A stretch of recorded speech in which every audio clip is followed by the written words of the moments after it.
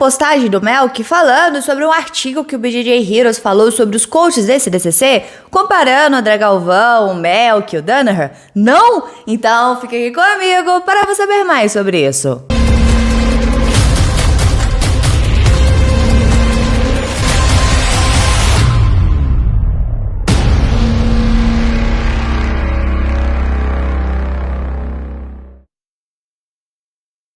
Em setembro de 2022, nós tivemos o ADCC, o maior evento de grappling da história. Já tem vários vídeos aqui no canal falando sobre isso, falando sobre os resultados. Tem vlogs, porque nós acompanhamos lá o evento de perto. Se você não assistiu nenhum desses vídeos, eu vou deixar no final como sugestão pra você. Recentemente, o BJJ Heroes fez um artigo falando sobre a performance dos times nesse ADCC, comparando eles, dizendo quem teve mais medalhas. Eu vou deixar na descrição aqui o link completo dessa matéria, onde eles também falaram sobre os coaches. Mas calma, vamos por partes. Há um tempo atrás, nós fizemos um vídeo falando sobre esse ADCC, onde as equipes estavam levando muitos atletas, praticamente um atleta por divisão, e tendo equipes com mais de um atleta por categoria. Então, eles avaliaram as quantidades de vitórias e derrotas dos times nas categorias, onde a Atos ficou em primeiro lugar com 13 vitórias,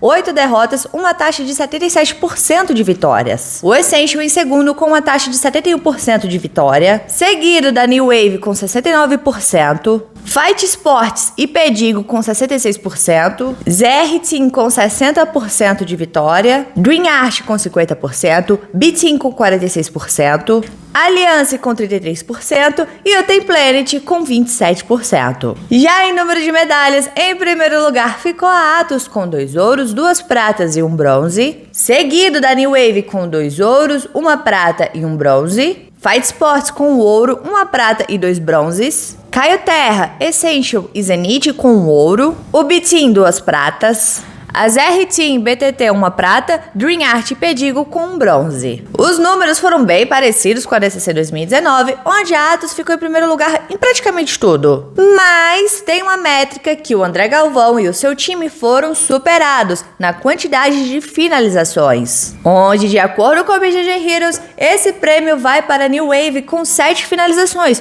8 se contar a luta do Gordon Ryan contra o André Galvão. E agora chegamos na parte em que vocês queriam saber sobre os coaches.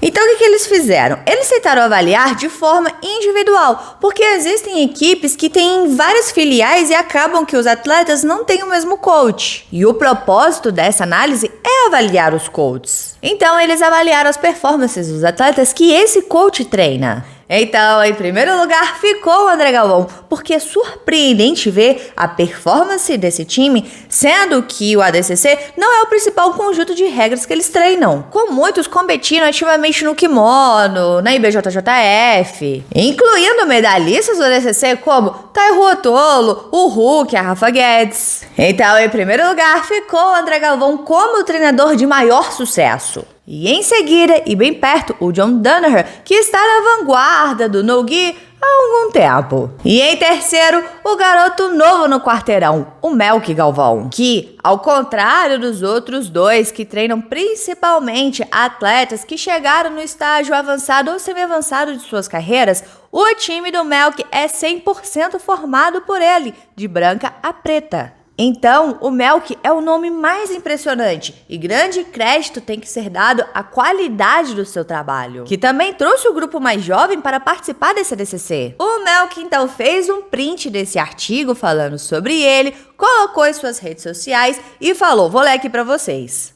Nunca ganhei nada de expressivo como competidor. Não me dedico ao estudo exclusivo do grappling. Nunca estive cercado de campeões para ter uma base no que deveria ou não fazer. Não nasci em um grande centro que me geraria oportunidades. Não tive o privilégio de ter um Gracie como meu mentor, mas sempre tive consciência que ninguém se dedicaria tanto quanto eu a realizar o sonho dos meus filhos.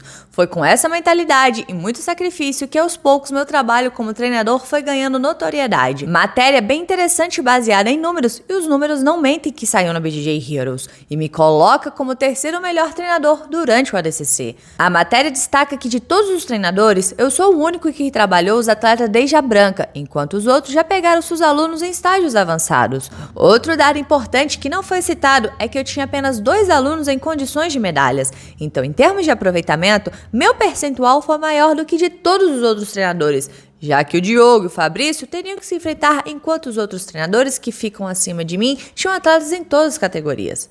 Conseguimos ajudar nossa equipe também a ter reconhecimento colocando a Fight Sports como segunda colocada em números de vitórias no ADCC. Realmente, galera, o trabalho do Melk é incrível. Eu que acompanhei de perto, cara, a primeira coisa que o Melk fez ao chegar na Ronin BJJ, que é o Jiu-Jitsu 24 horas, foi filmar os aparelhos lá para mandar para o treinador dos meninos e assim ele poder montar um treino físico para eles. A gente fez vários específicos e a todo momento ele estava avaliando os meninos. Por mais que eles estejam se sobressaindo, mesmo assim ele via alguns detalhes e arrumava, ajustava no jogo, falava, oh, isso aqui não é bom para ADCC, no ADCC isso é diferente, faça isso. Então a todo momento ele avaliava os meninos. Na hora que a gente foi almoçar, ele até avaliava a alimentação dos meninos.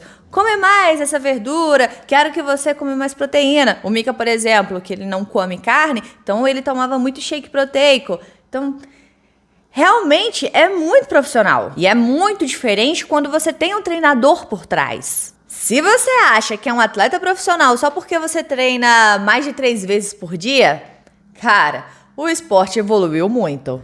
Não é a quantidade de treino, mas sim quão específico é seu treino. Você pode fazer 10 treinos por dia, mas se eles forem gerais, não vai ser tão proveitoso como aquele que está fazendo somente um, só que específico para ele. Arrumando algo que ele errou ou treinando algo que ele precisa fazer contra o seu oponente. Quando o Melk veio aqui em Brasília, ele falou uma coisa que chamou muito a minha atenção. Um motorista de aplicativo pode ter mais tempo rodado do que um piloto de Fórmula 1. E por que que o piloto é profissional? Porque o seu treino é específico para isso. E é nesses detalhes que a gente vê como o esporte está crescendo. Você não precisa ser um campeão mundial ou ter competido várias vezes para ser um treinador. O trabalho dele é analisar o seu atleta, analisar o oponente, ver o que seu atleta está errando, o que ele precisa arrumar, o que ele precisa fazer para ganhar aquela luta. Pedir ajuda para outros profissionais, como médico, nutricionista, preparador físico, professor de wrestling, tudo direcionado para o seu atleta. E é por isso que treinadores hoje, como Melk Galvão e o John Danaher, eles acompanham o feito do atleta. O mesmo reconhecimento que o atleta tem por vencer uma luta, o seu coach também tem. Eles caminham juntos. O mérito é dado tanto para o professor quanto para o atleta. E isso é dado pela comunidade do jiu-jitsu. Incrível. E aí, galera, o que vocês acharam dessa matéria? O seu treino é geral ou ele é específico? Deixa aqui embaixo a sua opinião. Bora conversar sobre isso, porque é sempre bom conversar sobre jiu-jitsu. E não se esqueça de se inscrever no canal, curtir e comentar para dar aquela moral pra Rafa, porque aqui tem vídeo de jiu-jitsu todos os dias. Todos os dias. Então, valeu, galera. Ficamos por aqui. Tchau, obrigado. Tudo de bom. Ah, separei esses 2 videozinhos aqui pra você. Como eu já havia informado anteriormente, um é falando sobre a preparação dos meninos para esse ADCC, mostrando alguns específicos que eles fizeram. E o outro vídeo é o Recovery, onde a gente foi no UFCPI e os meninos fizeram a sua recuperação. Clica aqui.